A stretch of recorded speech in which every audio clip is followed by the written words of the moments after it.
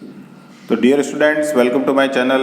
आज जिस टॉपिक के बारे में हम बात करेंगे वो एक इम्पॉर्टेंट टॉपिक है फिजिक्स के अंदर, जो कि है फोरियर थ्योरम, जिसको हिंदी में फूरियर प्रमेय या फूरियर प्रमेय भी कहते हैं।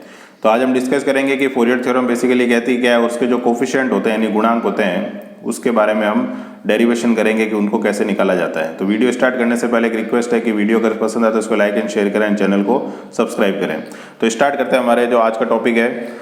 तो इस टॉपिक के अंदर सबसे पहले जो स्टेटमेंट है फोरियर थ्योरम का, क्या कहता है कि any complex periodic motion can be represented by component motion which are simple harmonic having frequencies in exact multiple of frequency of complex periodic vibration.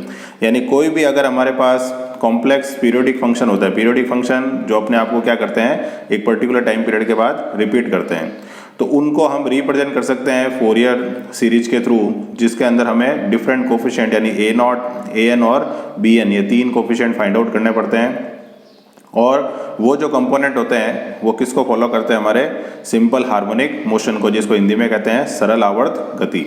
तो अगर हिंदी में इसके प्रमेय को अगर हम स्टेटमेंट लिखें तो क्या कह सकते हैं कि इस प्रमेय के अनुसार एक स्थिर अवस्था तरंग साइनोसॉइडल, साइनोसॉइडल मतलब साइन और कॉस, यानी ऐसे फंक्शन जो अपने आप को रिपीट करते हैं, घटकों की एक श्रृंखला से बनी होती है। यानी कोई भी सीरीज जो होगी वो कंपोनेंट यानी साइन और कॉस से मिलकर बनी होगी। जैसे हम ए एन के अंदर कॉस और बी एन के अंदर साइन कंपोनेंट की बात करते हैं, जिसकी आवृत्तियां मौलिक होती हैं और प्रत्येक घटक का क्या होता है उचित आयाम यानी एम्पलीट्यूड होता है, और चरण यानी एक पीरियड होता है जिसके बाद वो अपने आप को रिपीट करता है। तो ये तो बात हो गई कि ये फोरियर थ्योरम का स्टेटमेंट कहता क्या है। यानी किसी भी वेव को आप एक पर्टिकुलर सीरीज की फॉर्म में रिप्रेजेंट कर सकते हैं, जिसके अंदर आपको तीन component A N, A nought और बी एन फाइंड आउट करने पड़ते हैं।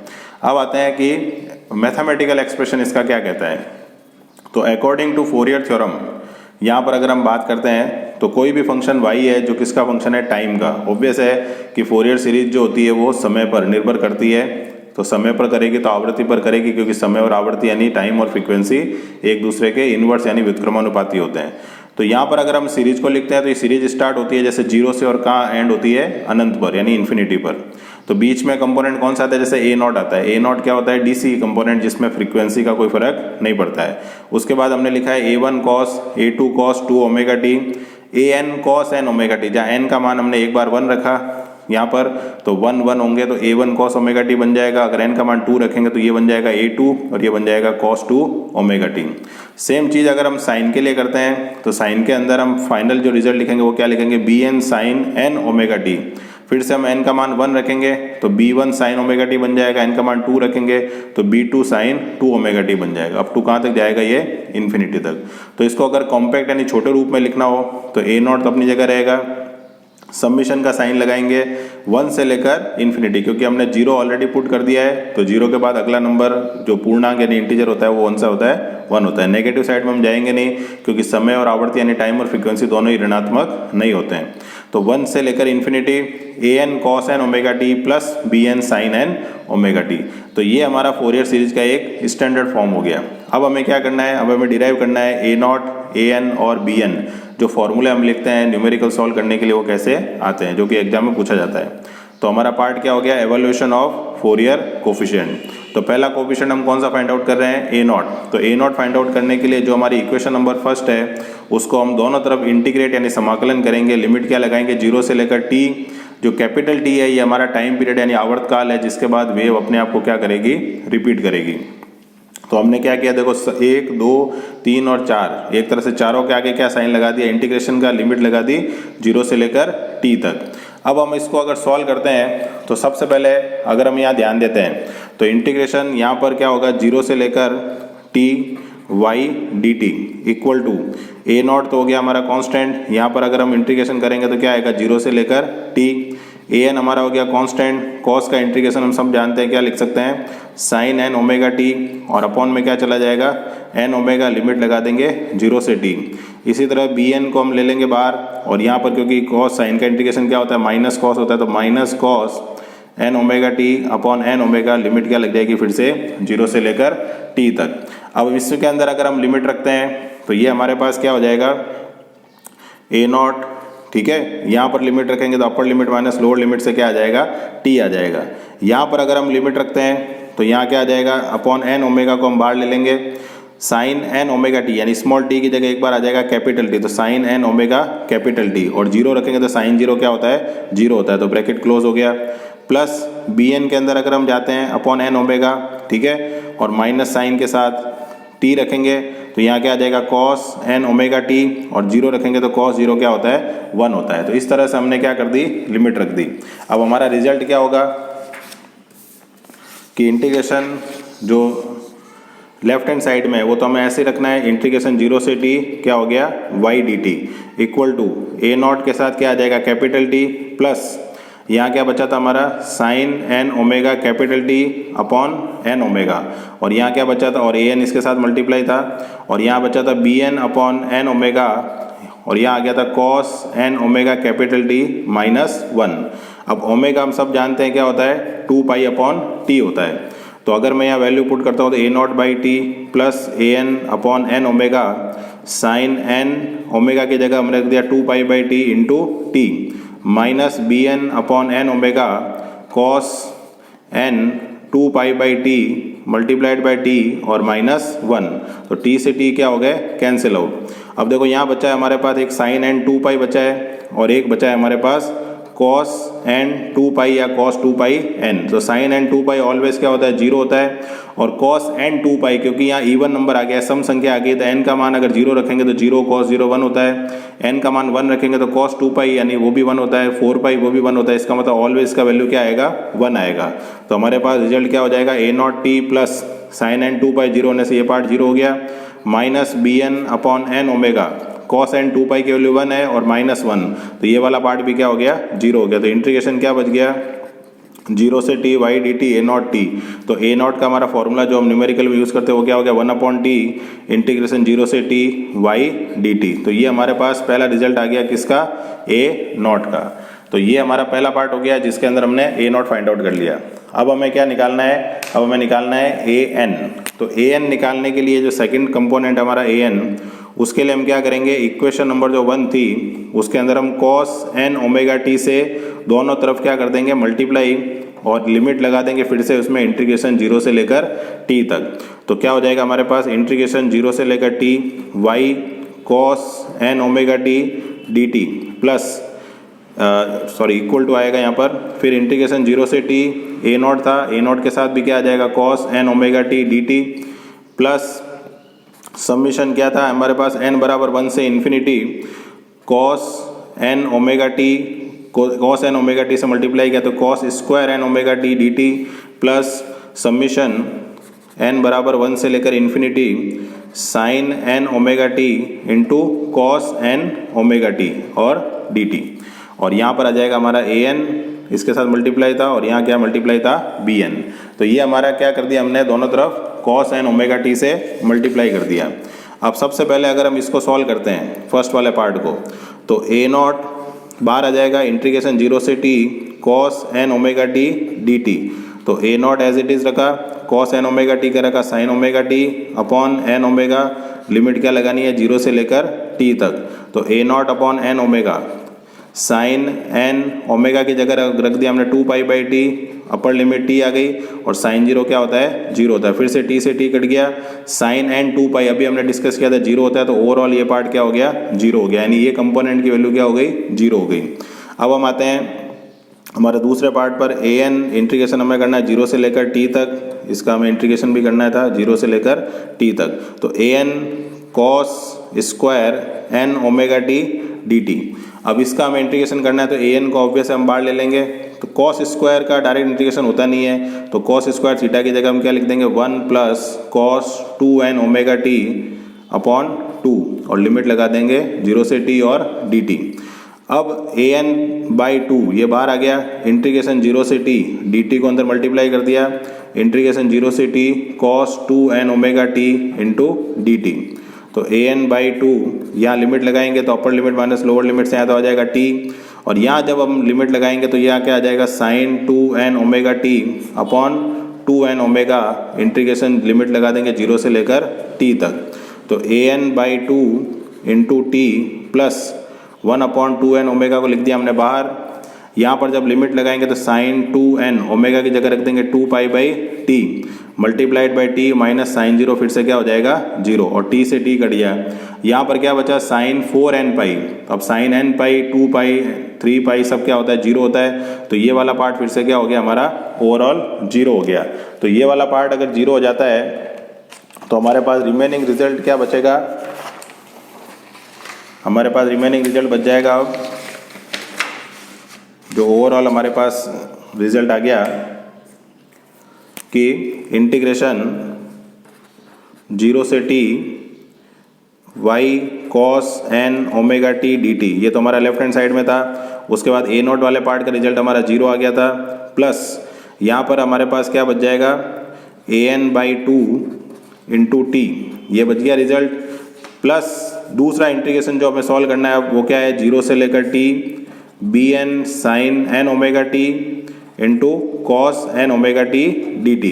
अब हम बात करते हैं इस वाले पार्ट की। तो इंटीग्रेशन क्या सॉल्व करना है 0 से t, बी एन को हमने बाहर लिख दिया, sine N omega T into cos N omega T D T. अब इसको सॉल्व करने के लिए हमारे पास एक फॉर्मूला होता है साइन 2 थीटा का, ठीक है। तो साइन 2 थीटा बनाने के लिए इसको क्या कर देंगे 2 से मल्टीप्लाई और डिवाइड। तो साइन 2 थीटा क्या हो जाएगा हमारे पास बी एन बाई 2, ऐसे ही 0 से टी साइन 2 थीटा क्या हो गया 2 साइन थीटा कॉस थीटा, यानी sine 2 N omega T D T. ये वैल्यू आ गई हमारे पास। अब इसको हमें इंटीग्रेट करना है तो क्या हो जाएगा हमारे पास रिजल्ट बी एन बाई 2, ठीक है, लिमिट लगा देंगे minus cos 2 N omega T upon 2 N omega limit 0 से लेकर t तक। तो B N by 2 into 2 4 N omega लिख देते हैं, माइनस भी बाहर ले लेते हैं।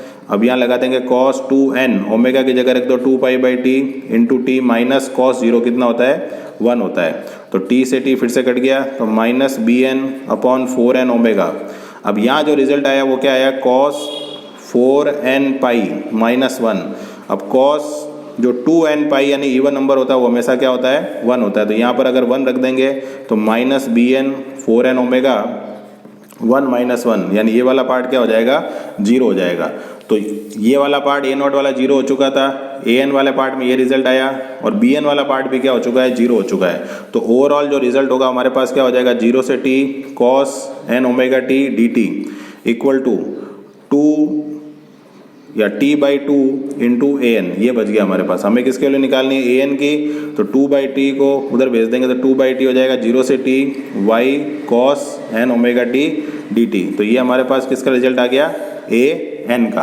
अब फाइनल रिजल्ट जो हमें पता करना है वो किसका पता करना है बी एन का। तो बी एन का पता करने के लिए हम क्या करेंगे अब multiply equation number first by sine N omega T. तो पिछले केस में हमने किससे मल्टीप्लाई किया था कॉस एन ओमेगा टी, अभी मल्टीप्लाई करेंगे साइन से और इंटीग्रेशन कहाँ कर देंगे 0 से लेकर t तक। तो 0 से लेकर t में ओवरऑल क्या कर दो इंटीग्रेशन कर दो। तो क्या रिजल्ट रहेगा हमारे पास इंटीग्रेशन 0 से t y sine N omega T D T equal to integration 0 से t a nought sine N omega T D T plus submission होता है इधर। तो इंटीग्रेशन 0 से t सबमिशन n बराबर 1 से इन्फिनिटी ए n sine N omega T into cos N omega T D T plus integration 0 से t summation n बराबर 1 से infinity b N sine square N omega T D t. क्योंकि यहाँ already sine N omega t होता है B N के साथ, तो वो साइन स्क्वायर हो जाएगा, यहाँ साइन इंटू कॉस हो जाएगा। अब फिर से हम सबसे पहले इसको सॉल्व करते हैं कि इसका रिजल्ट क्या आता है। तो ए नॉट को तो लिख दिया हमने बाहर, साइन का इंटीग्रेशन क्या हो जाएगा minus cos N omega T upon N omega, limit लगानी है 0 से लेकर t तक।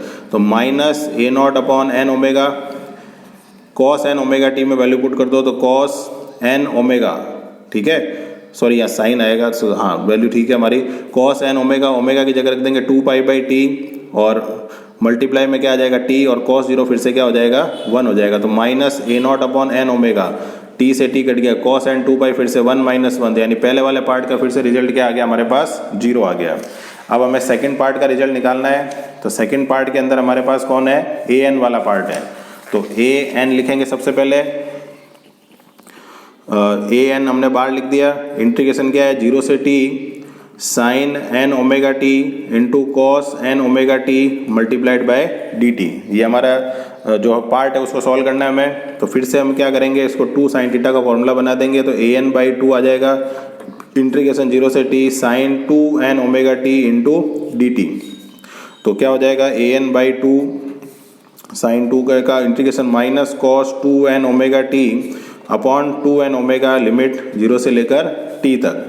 तो ए एन बाई 2 माइनस कोई बाहर ले लो और 2 इंटू 2 4 कर दो इसको, 4 N omega cos 2 N omega की जगह रख दिया 2 pi by T into T minus cos 0 फिर से क्या हो गया 1 हो गया। तो टी से टी कट गया, तो minus a N upon 4 N omega cos क्या बच गया 4 एन पाई माइनस 1। अब कॉस इवन संख्या में हमेशा प्लस 1 होता है, तो minus a N upon 4 N omega 1 minus 1, यानी ये वाला पार्ट भी क्या हो गया 0 हो गया। तो ए नॉट भी 0 हो गया, ए एन भी 0 हो गया। अब बचा बी एन वाला पार्ट। तो बी एन को हमने लिया बाहर, इंटीग्रेशन 0 से टी, अंदर क्या है sine square N omega T into D T. ये वाला है क्योंकि उसमें साइन एन ओमेगा टी पहले से ही होता है। अब साइन स्क्वायर थीटा को हम क्या लिख सकते हैं, साइन स्क्वायर थीटा को लिख सकते हैं 1 minus cos 2 N omega T upon 2 multiplied by D T, यानी 1 माइनस कॉस टी 2 थीटा। तो साइन स्क्वायर थीटा हमारा क्या होता है 1 माइनस कॉस 2 थीटा अपॉन 2। तो अब इसको अगर हम इंटीग्रेट करने जाते हैं तो बी एन बाई 2 को हम बाहर ले लेंगे, 2 को इंटीग्रेशन क्या हो जाएगा 0 से T multiplied by D T minus 0 से T cos 2 omega T into D T. तो बी एन बाई 2 यहाँ आ जाएगा टी माइनस कॉस का इंटीग्रेशन क्या होगा sine 2 N omega T upon 2 N omega, limit क्या लगानी है 0 से लेकर टी तक। तो बी एन बाई 2 लिखा हमने, यहाँ आ जाएगा टी 1 अपॉन 2 एन ओमेगा बाहर, साइन 2 एन ओमेगा की जगह रख दो 2 पाई बाई टी, ठीक है। और स्मॉल टी की जगह क्या आ जाएगा टी, और साइन 0 क्या हो जाता है 0 हो जाता है। तो एक बार टी की जगह स्मॉल टी कैपिटल टी रख देंगे और एक बार टी की जगह 0, तो साइन 0 पहले से ही क्या हो जाएगा 0, ये टी से टी क्या हो गया कैंसिल आउट। तो B N by 2 T minus 1 upon 2 N omega, यहाँ क्या हो जाएगा देखो साइन 4 एन पाई माइनस 0, ठीक है। तो साइन एन पाई या साइन 2 एन पाई ये सब क्या होते हैं 0 होता है। तो 4 एन पाई भी क्या हो जाएगा 0। तो इस वाला मतलब ये वाला पार्ट पूरा एलिमिनेट। तो बी एन बाई 2 इंटू क्या बच जाएगा टी। तो ये हमने तीनों पार्ट का रिजल्ट निकाल लिया। तो ओवरऑल हमारा क्या था 0 से T Y sine N omega T D T, A nought वाले पार्ट का 0, ए एन वाले पार्ट का 0, और इसका क्या आ जाएगा बी एन टी बाई 2। हमें किसके लिए निकालनी है बी एन की, तो बी एन के लिए क्या हो जाएगी 2 बाई टी इंटीग्रेशन 0 से T Y sine N omega T into D T. तो इस तरीके से हमने तीनों कोफिशिएंट फाइंड आउट कर लिए हैं, और ये हमारा क्या होता है फोरियर सीरीज और फोरियर थ्योरम का रिप्रेजेंटेशन। तो आशा करता हूँ कि वीडियो पसंद आया होगा। अगर वीडियो पसंद आया उसको लाइक एंड शेयर करें, चैनल को सब्सक्राइब करें। मिलते हैं नेक्स्ट वीडियो में। Till then thank you very much.